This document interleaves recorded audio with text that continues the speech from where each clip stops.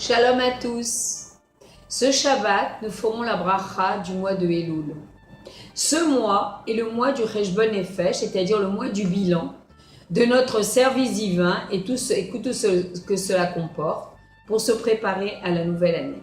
Le mois d'Elul est le 11e mois depuis le mois de Tishrei et les initiales du mois d'Elul, c'est donc Ani Ledodi Vedodili. C'est-à-dire qu'en fait, je suis à mon bien-aimé qui est Akadosh Baruch Hu, et mon bien-aimé est à moi, donc ça représente effectivement le juif. Et donc tout cela exprime le travail que nous devons faire spécialement pendant ce mois. Alors en fait, le but de notre création à la descente de la Neshama, notre Neshama dans le monde, comme cela a été fixé donc par Akadosh Baruch Hu, donc en vérité, nous sommes venus pour réparer. Et comment nous réparons? Nous réparons par l'effort et l'investissement personnel, parce qu'en fait, nous ne recevons rien d'une façon gratuite. Et comme le dit le Passouk, Yagati ou Matsati Ta'amin, c'est-à-dire qu'en fait, celui qui fait l'effort et qui arrive, alors tu peux le croire. Et le Rabbi nous demande de sortir de nos habitudes, donc, et de nous surpasser, et également des habitudes de la sainteté. Alors ces deux mouvements qui sont le mouvement de bas en haut et de haut en bas, on le voit beaucoup, spécialement cette année, à Rosh Chodesh Elul qui tombe donc le Shabbat et le dimanche. Le dimanche et le Shabbat, en fait, sont deux ordres et comptent dans le temps. Ça veut dire que le premier jour de la semaine, donc c'est le dimanche de la création, où Kadosh Baruch Hu a fixé les jours de la semaine, donc jusqu'à Shabbat. Et c'est le niveau donc qui va du bas en haut. Et en fait, il est écrit dans les livres qu'avant la création, il y avait Shabbat. Et le Shabbat a devancé le monde, et c'est lui qui bénit les 6 jours de la création, et c'est le niveau qui va du haut vers le bas.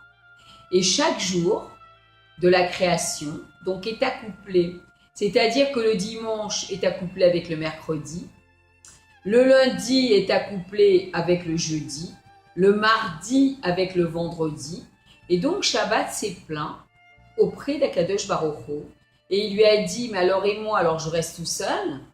Et Kadosh Baruch Hu lui a dit, non, tu ne resteras pas tout seul, le juif sera accouplé avec toi. Donc nous voyons que nous avons une très grande responsabilité de respecter Shabbat. Sans ça, Shabbat se retrouve tout seul. Et le juif, en fait, est composé de 2 parties. Il a la Neshama et il a le corps.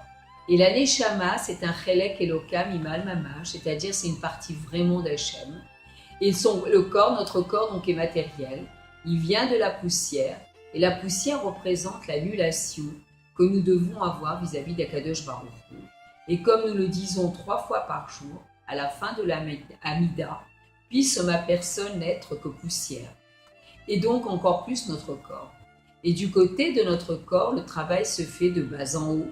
Nous montons de niveau en niveau, mais du côté de notre Neshama, le travail se fait de haut en bas, c'est-à-dire d'une façon shabbatique.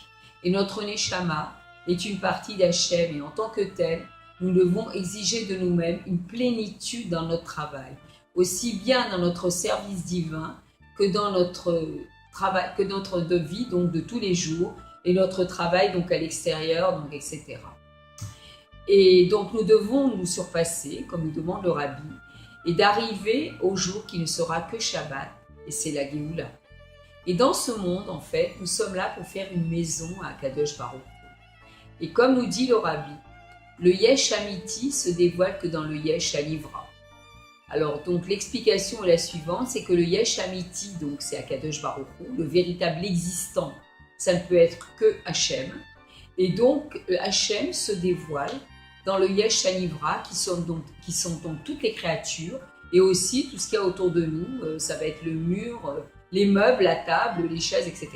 Donc dans toute la matérialité, Kadosh Baruch Hu donc se dévoile. Et par rapport à la paracha Ekev donc a plusieurs significations. Donc en fait, Rashi nous explique que en fait Ekev, ce sont les mitzvot faciles qu'on peut fouler avec les talons. Et c'est aussi la fin du travail. C'est-à-dire vous écoutez, vous garderez et vous ferez, qui correspondent à la pensée, à la parole et à l'action. Et notre génération est la génération du talon de Mashiach. Elle est la plus basse de toutes les générations et comme le disent les Chachamim, l'obscurité est grande. Tout est dépassé, nous dit le Rabbi, et nous sommes prêts déjà pour la Géoula. Nous ne devons pas nous impressionner de tout ce que nous voyons et de tout ce que nous entendons, et au contraire amener la lumière autour de nous, dans notre entourage et de par là même dans le monde. Et les sources de la Torah aujourd'hui sont largement propagées. La Chassidoute est arrivée donc au fin fond du monde. Et les yeshivot où il était interdit de faire rentrer la Chassidoute il y a quelques années, aujourd'hui le livre du Tanya est enseigné largement dans ces yeshivot. Et en 1991, le Tanya a été écrit en braille afin que les aveugles l'étudient. Et le Rabbi Melech HaMashiach nous dit ils seront les premiers à être guéris et que leur lumière dépassera la nôtre. Et au moment de la Géoula, nous n'aurons plus besoin de livres pour l'étude, pour étudier l'un avec l'autre, puisque Mashiach nous enseignera la Torah par la vision, car nous verrons tout ce qui est expliqué dans la Chassidoute.